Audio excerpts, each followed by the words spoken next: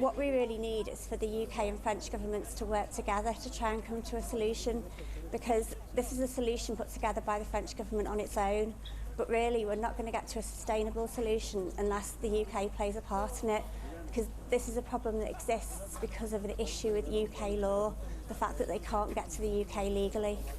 But there's many people that don't want them to come to the UK. What's wrong with them having the accommodation that's been set up in France?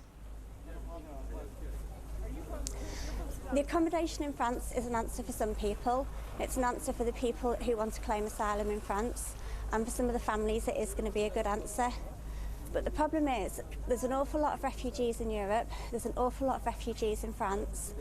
Last year, 70,000 refugees claimed asylum in France, and only about 10% of them come to Calais.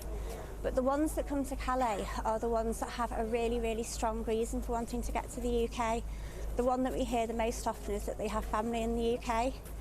And I personally find that very understandable, because if you've been in a war-torn country and you've lost everything, you've lost your home, you've lost your culture, you've lost everything that you know, but you have family, relations, things that you know in Britain, then it's natural that that would be the place that you'd most want to go to.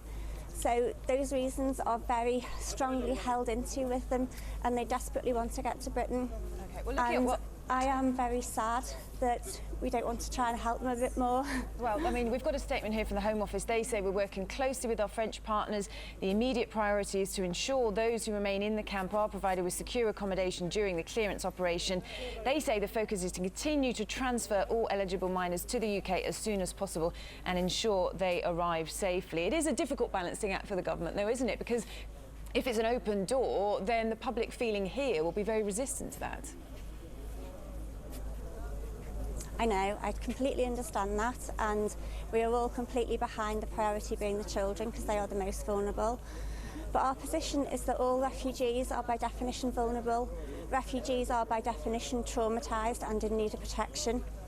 And we understand that people see the refugee crisis as a massive problem. It's so big and there's so many of them that people are afraid of addressing it because they wonder if we're going to open floodgates.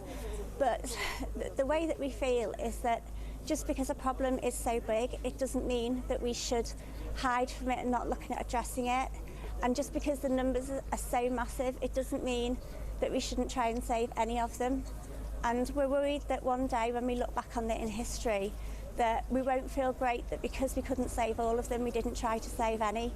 Because on the scale of this problem, taking 20,000 doesn't feel like a massive amount. It feels like we could do a little bit more.